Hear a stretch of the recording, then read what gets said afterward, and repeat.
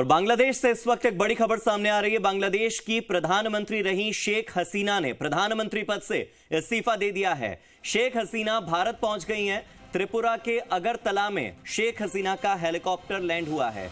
बांग्लादेश की राजधानी ढाका में पीएम हाउस के अंदर प्रदर्शनकारी घुस गए थे, जिसके बाद शेख हसीना ने खुद को बचाने के लिए त्रिपुरा का सहारा लिया। अगरतला पहुंच गई वो। भीड़ ने प्रधानमंत्री आवास को घेर कर धावा बोल दिया। दरअसल बांग्लादेश में आरक्षण विरोधी आंदोलन हिंसक होता जा रहा है और ढाका के हालात इतने ज्यादा बेकाबू हो गए कि प्रधानमंत्री को अपने पद से इस्तीफा देकर त्रिपुरा के अगरतला आना पड़ा। करीब 4 लाख लोग सड़कों पर हैं। अब तक 32 से ज्यादा लोगों की मौत हो चुकी है। तकरीबन 14 से ज्यादा पुलिसकर्मियों की मौत हो चुकी है और इसी के साथ सैकड़ों लोग अस्पतालों में भर्ती हैं, जिन्हें गोलियां लगी हैं।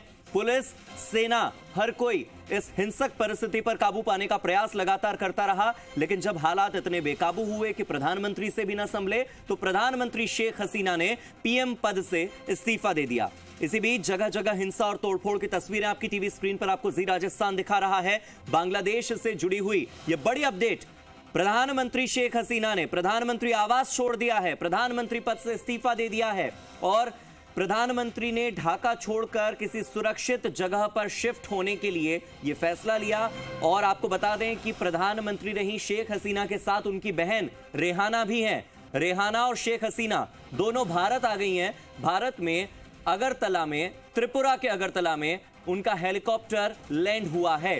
ढाका में प्रधानमंत्री हाउस के अंदर, प्रधानमंत्री आवास के अंदर इस वक्त प्रदर्शनकारियों की भीड़ जमा हो गई है। कुछ मीडिया रिपोर्ट्स ये कह रही हैं कि वो मिलिट्री हेलीकॉप्टर से भारत पहुंची हैं। प्रधानमंत्री रही शेख हसीना मिलिट्री हेलीकॉप्टर से भारत आ गई हैं और अभी तक ये पुष्टि जी राजस्थान ने की है कि वो त्रिपुरा के अगरतला में है। कई जगहों पर प्रदर्शनकारियों और पुलिस के बीच में झड़प हो रही है। 6 से ज्यादा लोग मारे गए हैं।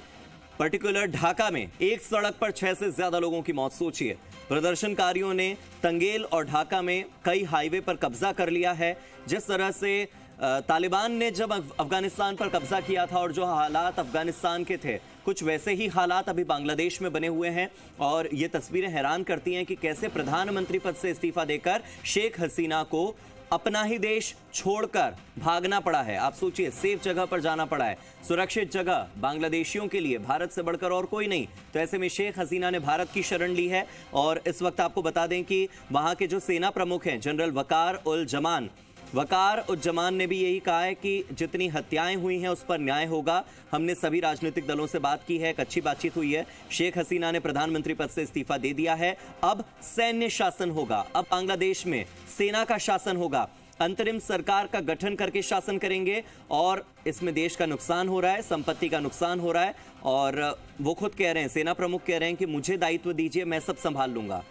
अब बांग्लादेश में सैन्य शासन लगने जा रहा है, यानी कि वो बांग्लादेश जो पाकिस्तान से कहीं गुना आगे बढ़ रहा था, कई कदम आगे चल रहा था, वो पाकिस्तान की राह पर चल रहा है।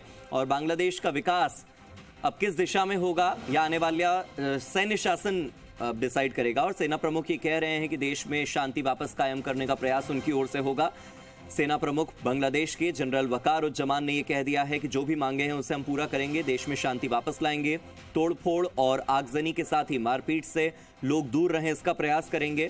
उनका कहना है कि लोग हमारे साथ मिलकर चलेंगे तो हालात सुधर जाएंगे, मारपीट और हिंसा से कुछ नहीं होगा, संघर्ष अराजकता से आप लोग दूर रहिए। यह अपील सेना प्रमुख बांग्लादेश के जनरल वकार उल जमान ने की है। इसी बीच प्रधानमंत्री ऑफिस में हजारों लोग घुस चुके हैं, हजारों लोग पीएम ऑफिस में घुस गए हैं, यहां हाथ उठाकर जयकारे लगा रहे हैं। सोशल मीडिया पर इससे जुड़े अलग अलग वीडियोस सामने आ रहे हैं। ये वीडियोस ठीक वैसे ही हैं हूबहू जैसे तालिबान ने जब अफगानिस्तान पर कब्जा किया था और तालिबान की सरकार बनी थी, तो किस तरह से तालिबानी अलग अलग गवर्नमेंट बिल्डिंग्स में घुस गए थे, सदन के अंदर। वहां की जो संसद थी जिसे भारत ने बनवाया था, अफगानिस्तान की वो संसद जिसके लिए आर्थिक सहायता भारत ने दी थी, उस संसद के अंदर तालिबानियों ने उस समय तोड़फोड़ मचाई थी।